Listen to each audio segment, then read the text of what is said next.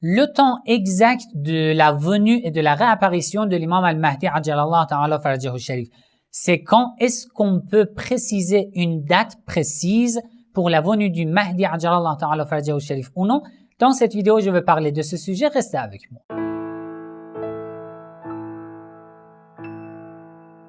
Bismillah ar-Rahman ar-Rahim. Avant de commencer, si ce genre de contenu vous intéresse, n'oubliez pas de cliquer sur j'aime, de partager la vidéo, d'écrire votre avis dans les commentaires. Si vous n'êtes pas encore abonné à ma chaîne, abonnez-vous et cliquez sur la cloche pour être informé dès que je publie une nouvelle vidéo. Si vous avez besoin des fichiers audio de mes vidéos, vous pouvez vous abonner à ma page sur la plateforme SoundCloud. Le lien se trouve dans les descriptions de cette vidéo sur YouTube.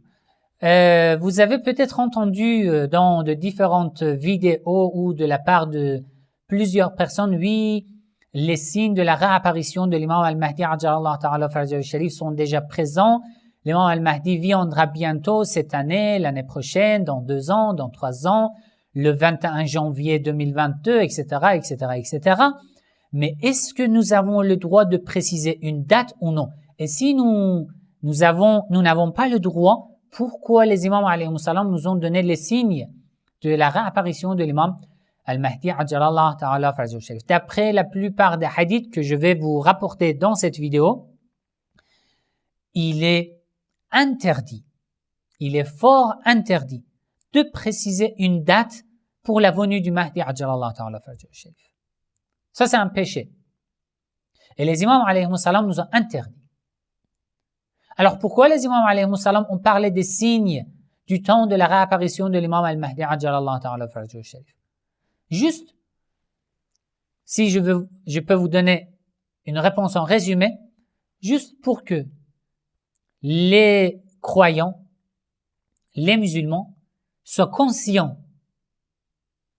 N'oublie pas la venue du Mahdi ajjalallahu ta'ala farajahu sharif et essaye de se préparer pour être digne d'être à son service. Le fait que nous trouvons les signes de la réapparition de l'imam dans les hadiths ne veut pas dire que oui, il faut chercher ces signes, il faut chercher dans les actualités, les nouvelles de différents pays pour pouvoir dire que oui, par exemple en Syrie, 3 signes de la réapparition du Mahdi sont apparus, etc., etc. En Arabie Saoudite, c'est comme ça, par exemple, en Irak, c'est comme ça, en Iran, c'est comme ça. Non. Nous n'avons pas le droit de chercher ces signes, d'appliquer ces signes sur les événements qui se passent à notre époque. C'est interdit d'après les imams alayhi salam, car peut-être maintenant vous voyez un événement en Syrie, en Arabie, dans la péninsule arabique. Vous pensez que c'est le même signe dont les imams alayhi salam ont parlé dans les hadiths. Mais peut-être après 2 siècles, 3 siècles, 10 siècles, un autre événement pire que celui-ci se réalise et que ces hadiths parlent de cet événement-là. Non pas de cet événement qui s'est réalisé actuellement. Pourquoi chercher des signes de dire oui, par exemple, As-Sufyani a apparu en Syrie, le roi de l'Arabie, de la péninsule arabique, c'est ainsi, etc., de chercher des hadiths. C'est le travail de ceux qui ne veulent pas raisonner dans la religion, de ceux qui ne veulent pas approfondir leur science, leur savoir dans la religion. Si je suis véridique, si je veux être un vrai musulman, je dois me concentrer sur mon rôle lors de la réapparition de l'imam al-Mahdi ajjalallahu ta'ala farajahu sharif. Serais-je digne d'être à son service ou non?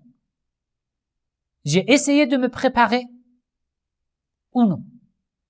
Après, c'est à Allah que je sois parmi ses partisans ou non.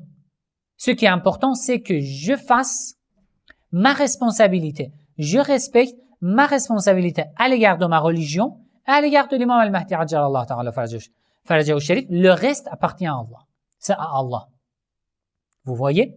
Bon, le hadith rapporté par Al-Ghaibah al-Nu'mani, page 289, tous ces hadiths.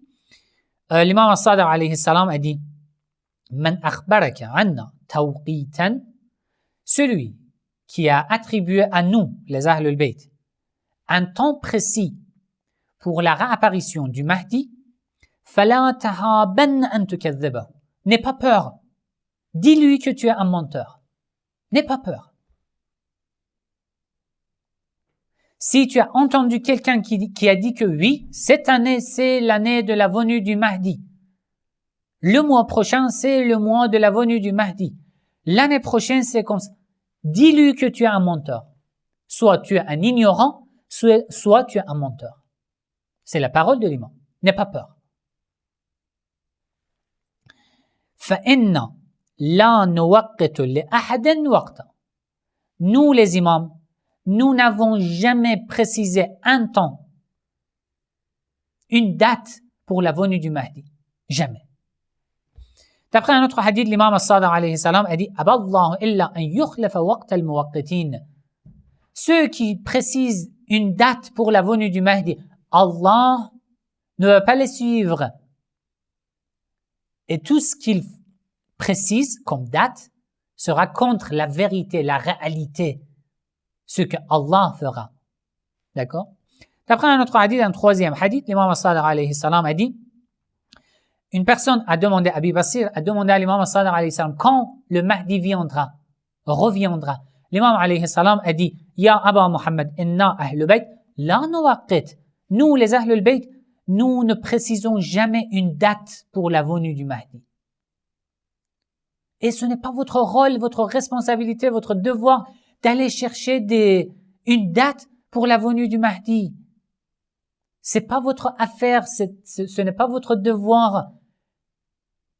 Va, concentre-toi sur ta religion, sur ta pratique, sur ta méditation et ta réflexion. C'est le travail de ceux qui n'ont pas de travail. Juste pour passer du temps, ils vont chercher des signes, etc., etc. Encore un autre hadith, d'après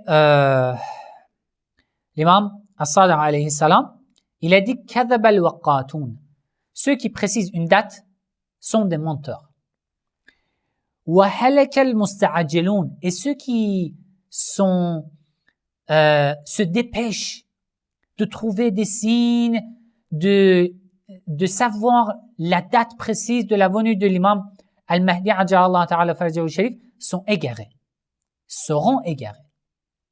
Pourquoi? Parce qu'il va voir des mouvements comme ceux que nous voyons actuellement, des gens soi-disant qui se prétendent le Mahdi, ils vont suivre ces gens-là, ces menteurs, et après seront égarés du droit chemin. وَالنَّجَلْ مُسَلِّمُونَ. Qu'est-ce que nous faisons alors? Nous devons faire alors. وَالنَّجَلْ مُسَلِّمُونَ. Si tu veux être sauvé à la fin des temps, l'imam alayhi salam dit, les gens qui sont soumis à Allah, au lieu de chercher des signes, ils cherchent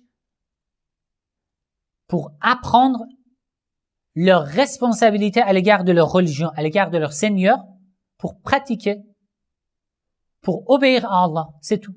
وَالنَّجَلْ مُسَلِّمُونَ. Ceux qui sont soumis à Allah seront sauvés. D'accord? Et voilà, tous ces hadiths nous veulent dire une seule chose. Pendant l'occultation, ta responsabilité est autre chose. J'ai dit dans plusieurs de mes vidéos sur l'imam Mahdi ajjalallahu ta'ala farajahu sharif, ta responsabilité, ma responsabilité, c'est quoi? C'est de m'améliorer, de me perfectionner, de réfléchir, d'avoir des méditations, d'apprendre et d'apprendre et d'apprendre et d'approfondir ma connaissance sur la religion et de pratiquer et d'obéir à Allah et d'être soumis à Allah. C'est tout. Le reste, confie à Allah. Assalamu alaikum wa rahmatullahi wa barakatuh.